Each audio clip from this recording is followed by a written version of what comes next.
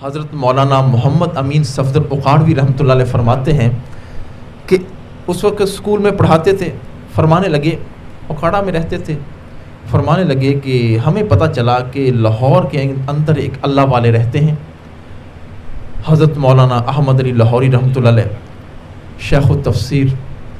तो कहते कि हम साथियों ने सोचा कि हम चलते हैं और उनकी मुलाकात करके आते हैं। तो हमने मशवरा कर लिया, साथी मिल गए। फिर हमने जाते हुए सोचा कि हम पहले ये भी जांच तो लें कि आया वो अल्लाह वाले हैं भी कि नहीं। तो हमने क्या किया, सेब ली, कुछ रुपए हलाल के लिए और कुछ 2-4 रुपए हराम के लिए, उनके हमने सेब ख़रीद लिए। हलाल के भी सेब ख़रीदे और हराम के भी सेब ख़रीदे।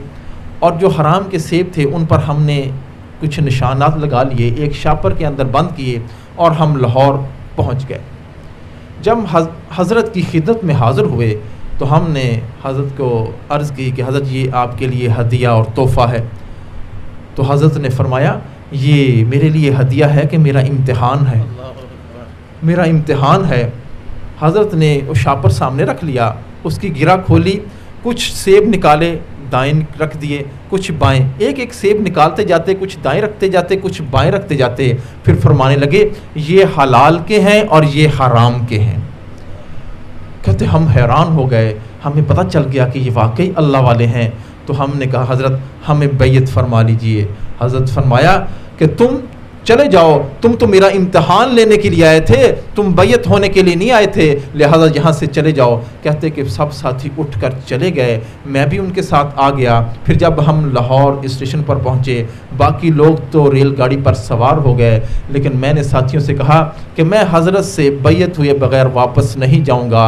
मैं स्टेशन से वापस हज़रत की खिदमत में हाज़िर हुआ और मैंने अर्ज़ किया हज़रत अब मैं स्टेशन से आपसे बैयत होने के लिए आया हूँ। तो फिर हज़रत ने मुझे अपने ग़ुलामों में शामिल फरमा लिया।